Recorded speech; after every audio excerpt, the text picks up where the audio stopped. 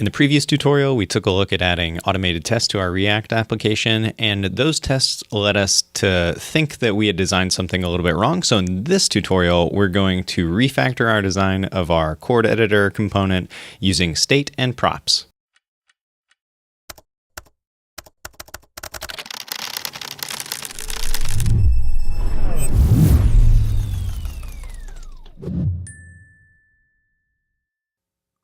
Today, there are a few different things we want to do in our application, and we're going to start off with a little bit of a detour to kind of fix the errors that we ran into when we were running our tests in the previous tutorial.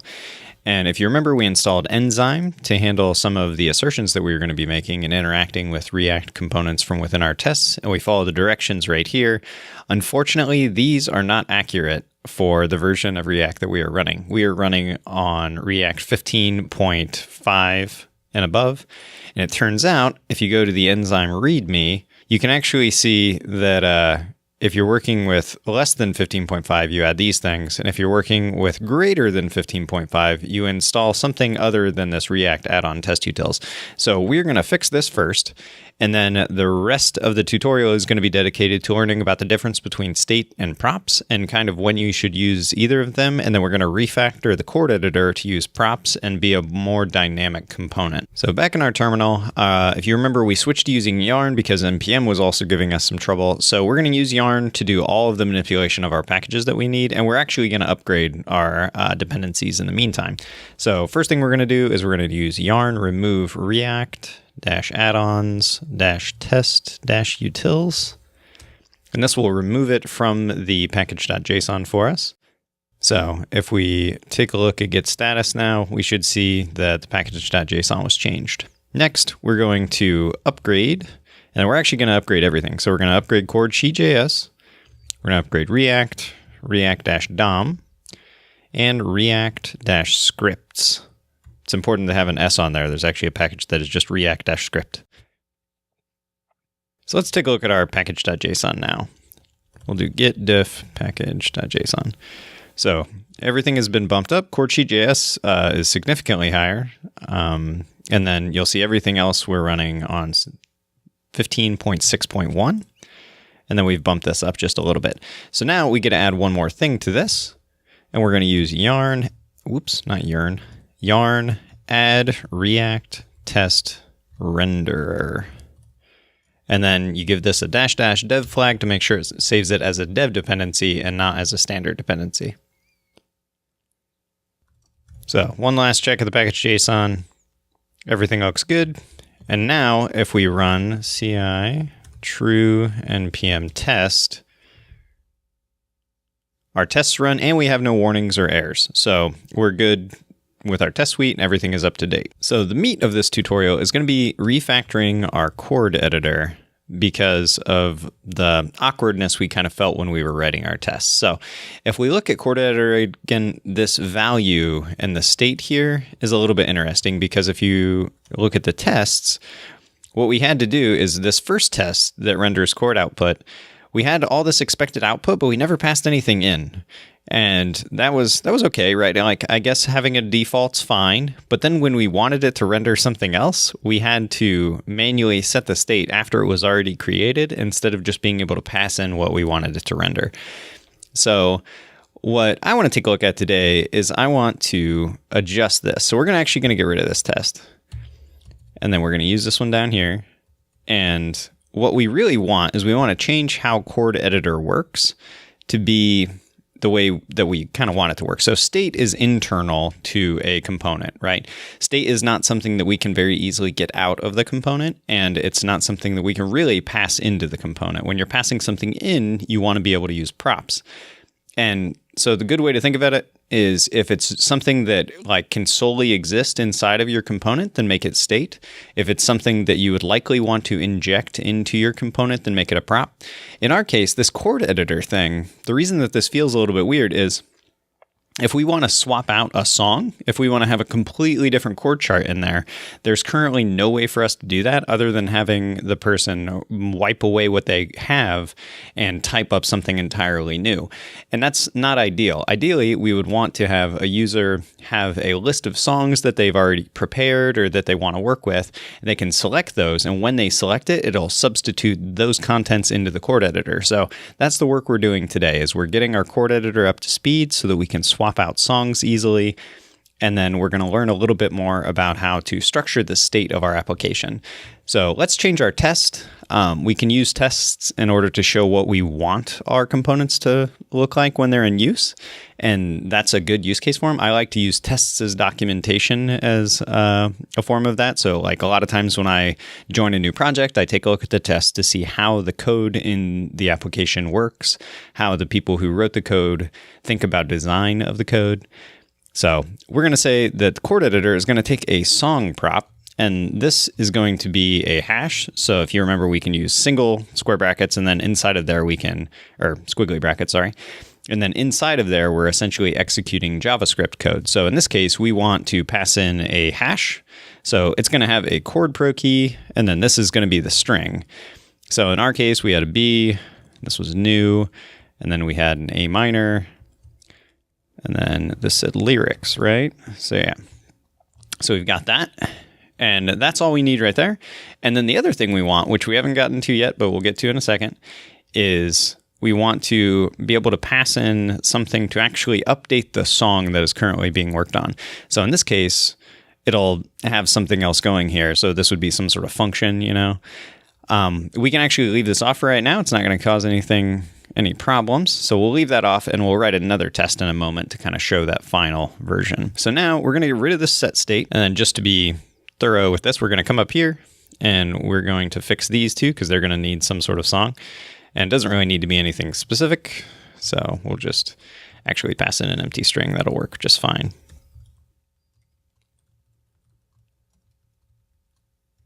Okay. Now, if we take a look and run our tests, which this might work. Hey, there we go. Okay, so I'm getting an unexpected token.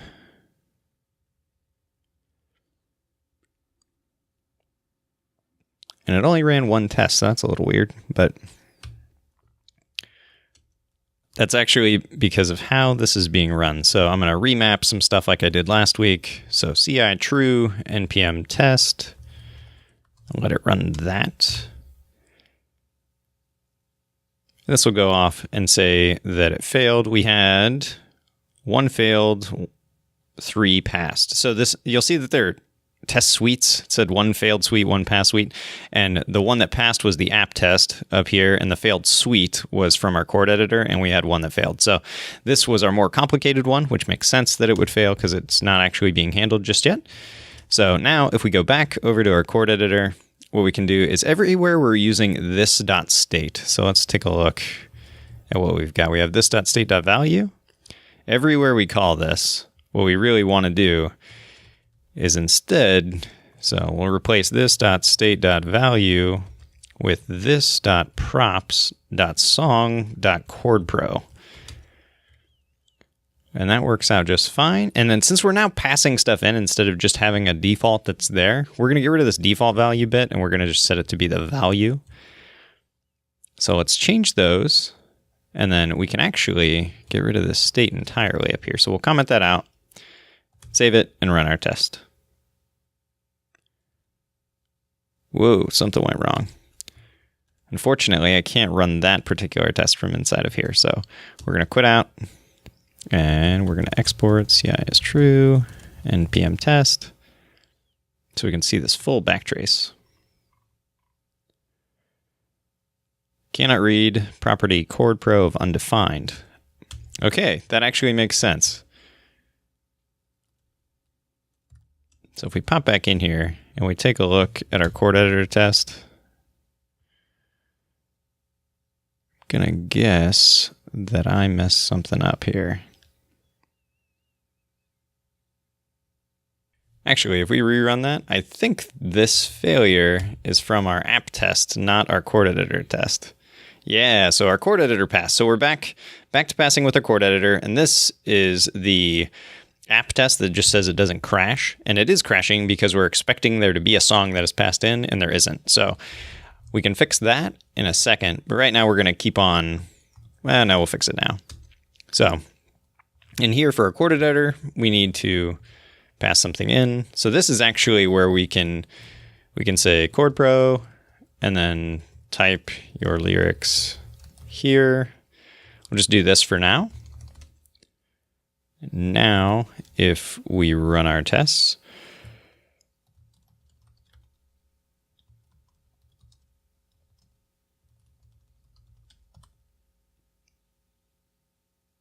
everything is back to passing. So if we go and take a look at our application, we've actually broken everything. So now when you actually go and you type, nothing is happening here. So we broke it. That's not good. Can't do anything with this. So that's kind of a problem for us. We're going to get around that. So let's go back and take a look at our chord editor again.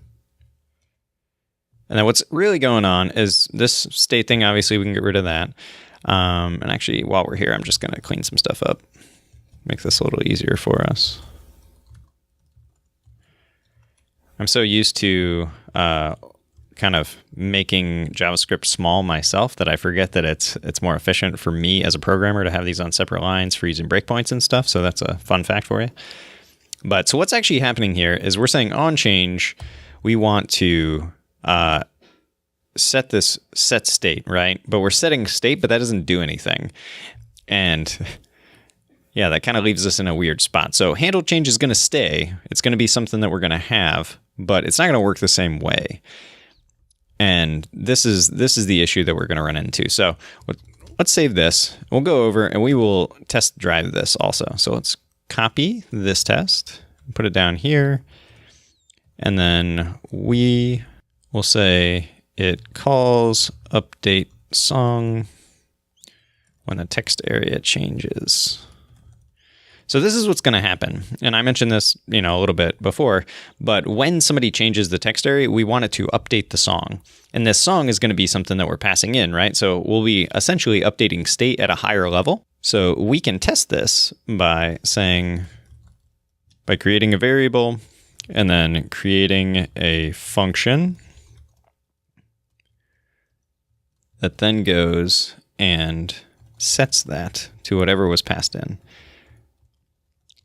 And then down here, we will say that update song is equal to update. And then we'll get rid of this expected output portion of the test. We don't really care about that. That's not what we're going for. Our actual expectation is going to be we expect the song to equal a hash that has a chord pro bit to it that contains B, new, A minor, lyrics with a space, and we'll get to that in a second. So remember, our default version of this doesn't have a space. And we're going to actually do this by using something that Enzyme provide us that allows us to simulate an event. So we're going to say editor, find text area, and then simulate change. And then it's faking a change event. It's not a real change event. So there is no event that is actually going to be passed in. So we get to pass in the arguments that we want. So we get to create an object that has the same methods that we're going to call on an event on it. So in this case, we're going to call target as one, and then that is going to have to respond to value also. So this would be the new thing that was typed into the field. So in our case, this will be lyrics. And the first thing that you would type if you were going to change new lyrics would be you'd put a space so that you could write the next thing. So we'll just add a single space and then we will close this. And that leaves us in a pretty decent spot. So we'll run the test now, and this is going to fail because it's running the wrong thing. So I'll set this again.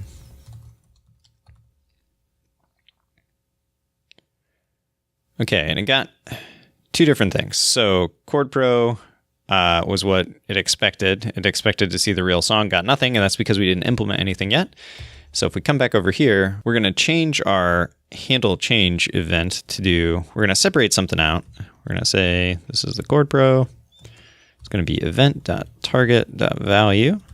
So this is just the raw text. And then what we're going to do is we're going to call this.props.updateSong. And then it's going to pass it something that has Chord Pro, and the value is the current Chord Pro. So if that makes sense, we're gonna inject in the actual function that we should call when a change is made, and then when that happens, we're going to take our current text and create a new hash that has that as the current Chord Pro. And this is where things get a little bit neat. So if we run our tests, we run into some failures. These failures come from these come from the Chord Pro editor. So let's quit out and run this again.